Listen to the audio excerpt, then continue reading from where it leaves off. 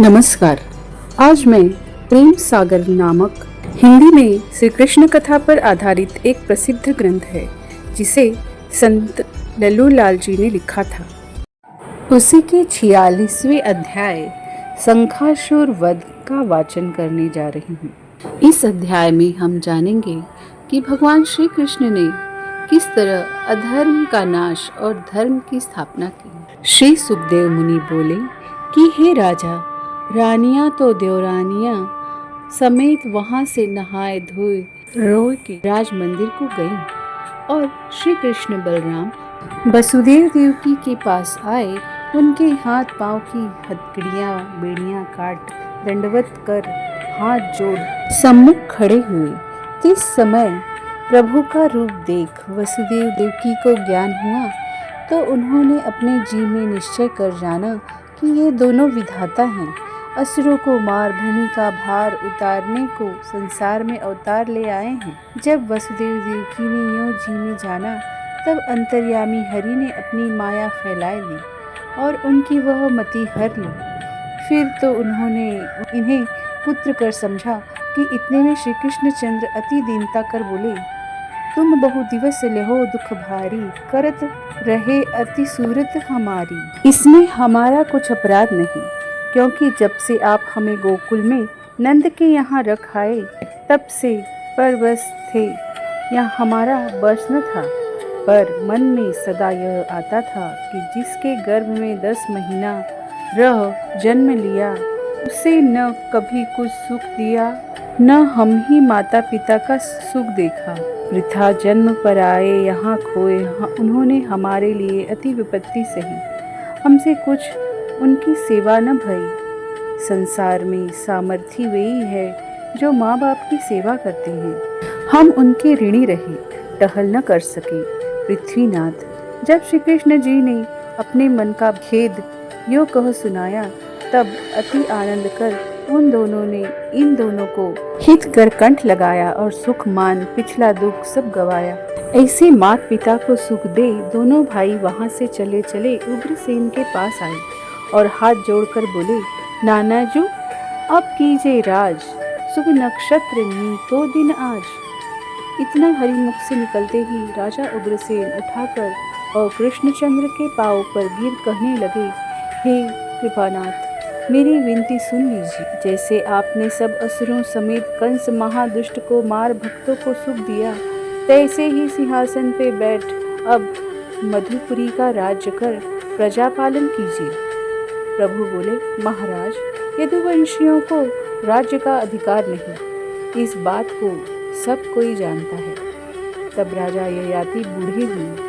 तब उनके पुत्र यदु को उन्होंने बुलाकर कहा कि अपनी तरुण अवस्था मुझे दे और मेरा बुढ़ापा तू ले। यह सुन उसने अपने जी में विचारा कि जो मैं पिताजी को युवा अवस्था दूंगा तो यह तरुण हो भोग करेगा, उसमें मुझे पाप होगा, इससे नहीं करना ही भला।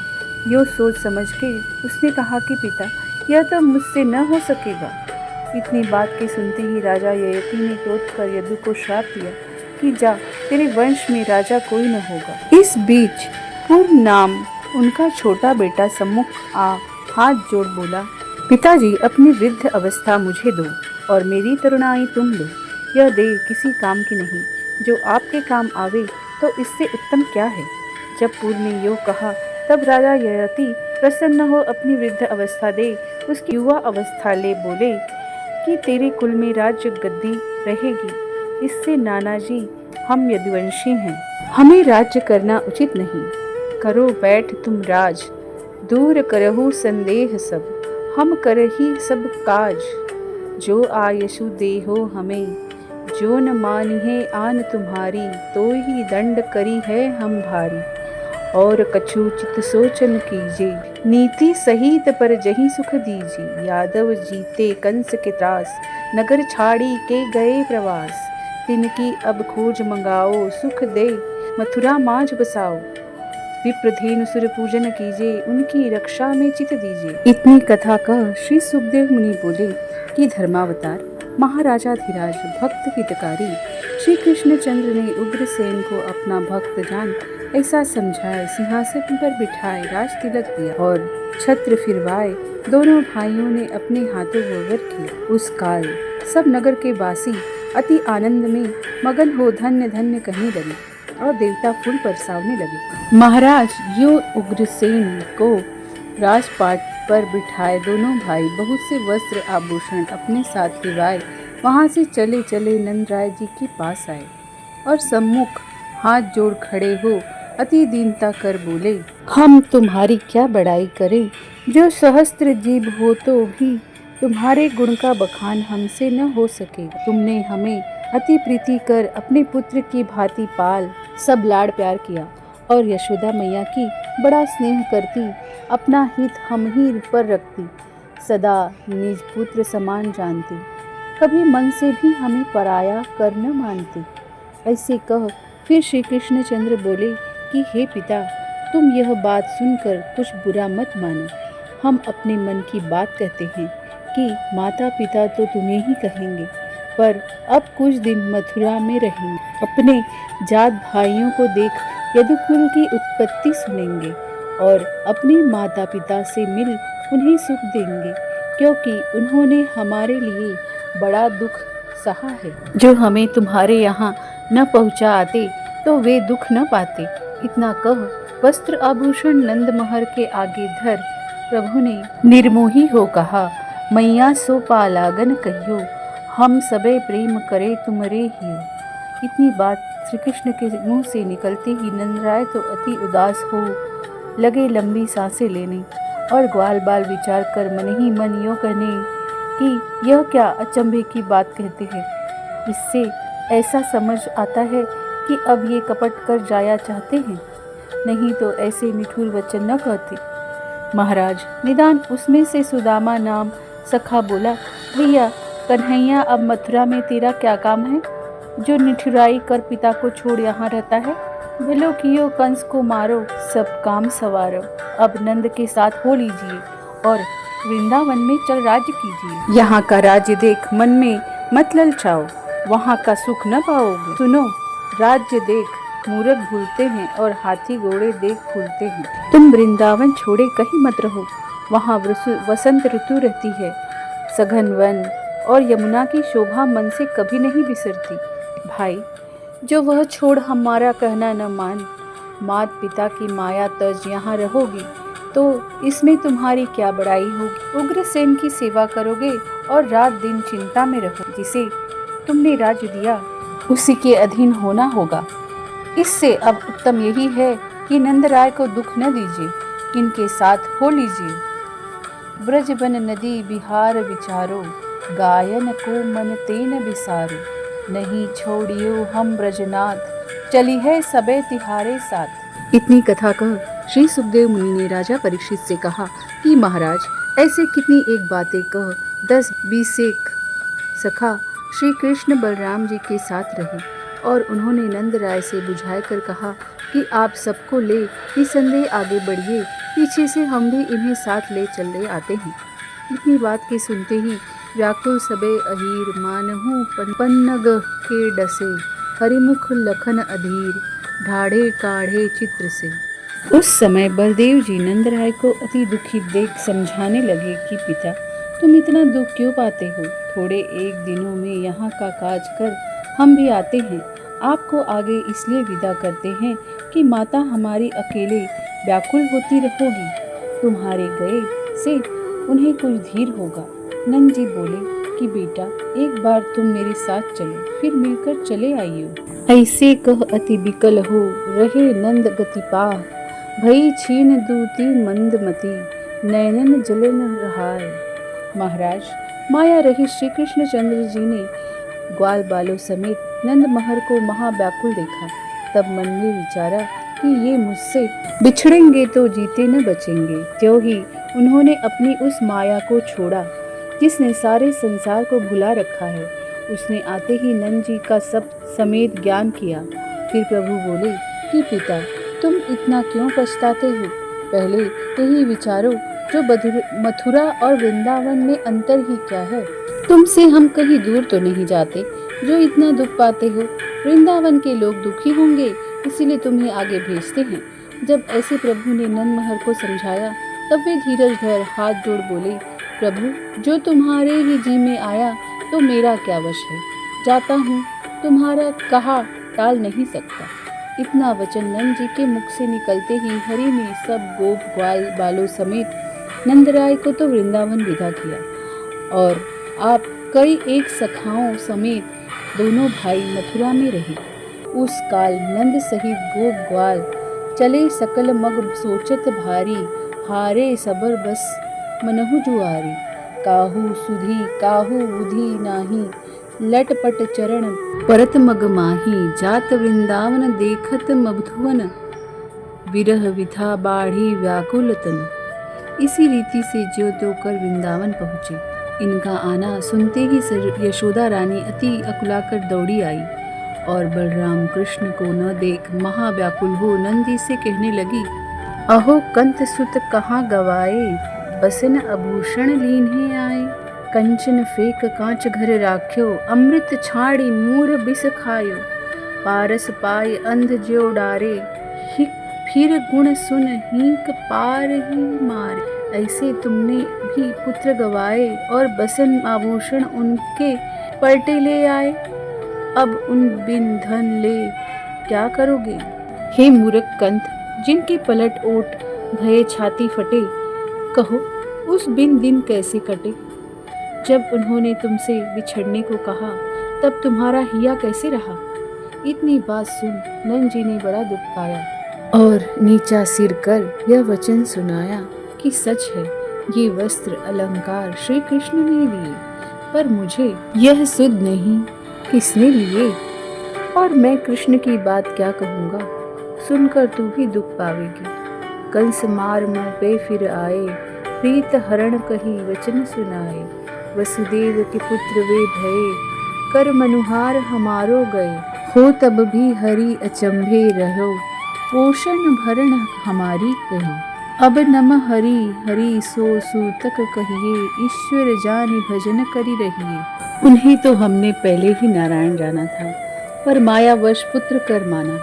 महाराज, जब नंदराय जी ने सच सब बातें श्री कृष्ण की कही कह सुनाई, इस समय माया बस हो यशोदा रानी कभी तो प्रभु को अपना पुत्र जान मन ही मन पछताए व्याकुल हो रोती थी। और इसी रीति से सब वृंदावनवासी, क्या स्त्री क्या पुरुष, हरि की प्रेम रंग राते अनेक अनेक प्रकार की बातें करते थे। सो मेरी सामर्थ नहीं जो मैं वर्णन करूं। इससे अब मथुरा की लीला कहता हूँ, तुम चित्त दे सुनो। जब हलधर और गोविंद नंदराय को विदा कर वसुदेव देवकी के पास आए तो उन्होंने इन्हें देख दुख भुलाए ऐसे सुख माना कि जैसे नपी तपकर अपने तप का फल पाए सुख माने। आगे वसुदेव जी ने देवकी से कहा कि कृष्ण बलदेव पराए यहाँ रहे हैं, इन्होंने उनके साथ खाया पिया है और अपनी जाति की व्यवहार भी नहीं जानते। इससे अब उचित है कि पुरोहित को बुलाए पूछें, जो वह कहे सो करे। देवकी बोली, बहुत अच्छा। तब वसुदेव जी ने अपने कुल पूज्य गर्ग मुनि जी को बुलाए भेजा।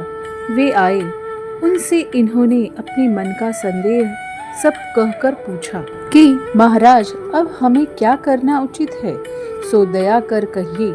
गर्ग मुनि बोले, पहले सब जात भाइयों को न्योत बुलाइए, पीछे जात कर्म कर राम कृष्ण को जनेऊ दीजिए।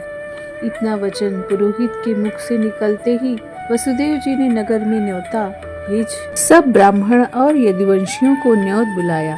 वे आए, तिन्हें अति आदर मान कर बिठाया। उस काल पहले तो वसुदेव जी ने विधि से जात कर्म कर जन्म पत्र लिखवाए। सहस्त्र गौ सोने के सींग, तांबे की पीठ, रुपए के खूर समेत पाटंबर उठाए ब्राह्मणों को दीजिए। श्री कृष्ण जी के जन्म के समय संकल्पी थी। पीछे मंगलाचार करवाए, वेद की विधि से सब रीति भांति कर राम कृष्ण का यज्ञोपवीत किया और उन दोनों भाइयों को कुछ विद्या पढ़ने भेज दिया। वे चले चले अवंतिकापुरी की एक सांदीपन नामक ऋषि महापंडित और ज्ञानवान काशीपुर में था। उसके यहाँ आए और दंडवत कर हाथ जोड़ सम्मुख खड़े हो अति दीनता से बोले, हम पर कृपा करो ऋषिराय, विद्या दान देहु मन लाए। महाराज, जब श्री कृष्ण बलराम जी ने सांदीपन ऋषि से यो दीनता कर कहा, तब तो उन्होंने इन्हें अति प्यार से अपने घर में रखा और लागे बड़ी कृपा कर पढ़ाने। कितने एक दिन में ये 4 वेद, उपवेद, 6 शास्त्र, 9 व्याकरण, 18 पुराण, मंत्र, यंत्र, तंत्र या आगम, ज्योतिष, वैदिक, कोक, सांगीत, पिंगल पढ़ 14 विद्या निधान हुए। तब एक दिन दोनों भाइयों ने हाथ जोड़ अति विनती कर गुरु से कहा कि महाराज, कहाँ हैं जो अनेक जन्म अवतार ले बहु तेरा कुछ दीजिए, तो भी विद्या का पलटा नहीं दिया जा सकता। पर आप हमारी शक्ति देख गुरु दक्षिणा की आज्ञा कीजिए, तो हम यथाशक्ति दे आशीष ले अपने घर जाएं। इतनी बात श्री कृष्ण बलराम के मुख से निकलते ही सांदीपन ऋषि वहाँ से उठ सोच विचार करता घर भीतर गया और उसने अपनी स्त्री से इनका भेद यूँ समझा कर कहा कि ये रामकृष्ण जो दोनों बालक हैं, सो आदि पुरुष अविनाशी हैं। भक्तों के हेतु अवतार ले भूमि का भार उतारने को संसार में आए हैं। मैंने इनकी लीला देख यह भेद जाना, क्योंकि जो पढ़ पढ़ फिर जन्म लेते हैं, सो भी विद्या रूपी सागर का था नहीं पाते। और देखो, इस बाल अवस्था से थोड़े ही दिनों में ये ऐसे अगम अपार समुद्र के पार हो गए, जो किया चाहे सो पल भर में कर सकते हैं। इतना कह फिर बोले, इन पे कहाँ मांगिए नारी, सुन के सुंदरी कहे बिचारी, मृतक पुत्र मांगो तुम जाए, जो हरि हैं तो देहें लाए। ऐसे घर में से विचार कर सांदीपन ऋषि स्त्री सहित बाहर आए। श्री कृष्ण बलदेव जी के सम्मुख कर जोड़ दीनता कर बोले, महाराज, मेरे एक पुत्र था, तिसे साथ ले मैं कुटुंब समेत पर्व में समुद्र नहाने गया था। जो वहां पहुंच कपड़े उतार सब समेत तीर में नहाने लगा, तो सागर की एक बड़ी लहर आई, उसमें मेरा पुत्र बह गया, सो फिर न निकला, मगर किसी मच्छ ने निगल लिया। उसका मुझे बड़ा दुख है। जो आप गुरु दक्षिणा दिया चाहते हो, तो वही सूत ला दीजिए और हमारे मन का दुख दूर कीजिए। यह सुन श्री कृष्ण बलराम गुरु पत्नी और गुरु को प्रणाम कर रथ पर चढ़ उनके पुत्र लाने के निमित्त समुद्र की ओर चले और चले चले सागर पहुँचे। इतने में दोनों भाई क्या देखते हैं कि सागर भयमान हो मनुष्य शरीर धारण कर बहुत सी भेंट ले नीर से निकल तीर पर डरता कांपता इनकी सोही आ खड़ा हुआ और भेंट रख दंडवत कर हाथ जोड़ सिर नवाए अति विनती कर कहा, बड़े भाग प्रभु दर्शन दयो, कौन काज इत आवन भयो। श्री कृष्ण चंद्र बोले, हमारे गुरुदेव यहाँ कुंबे समेत नहाने आए थे। इनके पुत्र को जो तू तरंग से बहाए ले गया है, इसे ला दे, इसीलिए हम यहाँ आए हैं। सुन समुद्र बोलो सिरनाए, मैं नहीं लीनो वाही बहाए। तुम सब ही के गुरु जगदीश, राम रूप बांध्यो हो ईश। तभी से मैं बहुत डरता हूँ और अपनी मर्यादा से रहता हूँ। हरि बोले, जो तूने नहीं लिया तो यहाँ से और कौन उसे ले गया। समुद्र ने कहा, कृपानाथ, मैं इसका भेद बताता हूँ कि एक शंखासुर नाम असुर शंख रूप मुझ में रहता है, सो सब जलचर जीवों को दुख देता है, और जो कोई तीर पे नहाने को आता है उसे पकड़कर ले जाता है। कदाचित वह आपके गुरुसूत को ले गया हो, तो मैं नहीं जानता, आप भीतर बैठ देखिए। यो सुनि कृष्ण धसे मन लाए, मांझ समुंदर पहुँचे जाए। देखते ही शंखासुर मार्यो, पेट फाड़ के बाहर डार्यो। तामे गुरु के पुत्र न पायो, पछताने बलभद्र सुनायो। कि भैया, हमने इसे बिना काज मारा। बलराम जी बोले, कुछ चिंता नहीं, अब आप इसे धारण कीजिए। और यह सुन हरि ने उस शंख को अपनी आयुध किया। आगे दोनों भाई वहाँ से चले चले यम की पुरी में जा पहुँचे, जिसका नाम है संयमनी, और धर्मराज जहाँ का राजा है। इनको देखते ही धर्मराज अपनी गद्दी से उठ आगे आए अति अवभगत कर ले गया। सिंहासन पर बैठाए पाँव धो चरणामृत ले बोला, धन्य यह ठौर, धन्य यह पुरी, जहाँ आकर प्रभु ने दर्शन दिया और अपने भक्तों को कृतार्थ किया। अब कुछ आज्ञा कीजिए जो सेवक पूर्ण करे। प्रभु ने कहा कि हमारे गुरु पुत्र को ला दे। इतना वचन हरि के मुख से निकलते ही धर्मराज उठ जाकर बालक को ले आया और हाथ जोड़ विनती कर बोला कि कृपानाथ, आपकी कृपा से यह बात मैंने पहले ही जानी थी कि आप गुरु सूतक के लेने को आवेंगे, इसीलिए मैंने यत्न कर रखा है। इस बालक को आज तक जन्म नहीं दिया। महाराज, ऐसे कह धर्मराज ने बालक हरि को दिया। प्रभु ने ले लिया और तुरंत उसे रथ पर बैठाए वहाँ से चल कितनी एक बेर में जा गुरु की सोही खड़ा किया। और दोनों भाइयों ने हाथ जोड़ के कहा, गुरुदेव, अब क्या आज्ञा होती है। इतनी बात सुन और अपने पुत्र को देख सांदीपन ऋषि ने अति प्रसन्न हो श्री कृष्ण बलराम जी को बहुत सा आशीष देकर कहा, अभयो मांगो कहाँ मुरारी, दीना मोही पुत्र सुख भारी, अतिशय तुम सा शिष्य हमारो, कुशल क्षेम अब घर ही पधारो। जब ऐसे गुरु ने आज्ञा की तब दोनों भाई विदा हो दंडवत कर रथ पर बैठ वहां से चले चले मथुरापुरी के निकट आए। इनका आना सुन राजा उग्रसेन वसुदेव समेत नगर निवासी क्या स्त्री क्या पुरुष सब उठ धाये और नगर के बाहर आए भेंट कर अति सुख पाए। बाजे गाजे से पाटंबर के पावड़े ढालते प्रभु को नगर में ले गए। उस काल घर घर मंगलाचार होने लगे और बधाइयाँ बजने लगी। इसी के साथ इस अध्याय का समापन हुआ। धन्यवाद कथा का श्रवण करने के लिए। जय कन्हैया लाल की जय। जय गोविंद गोपाल की जय।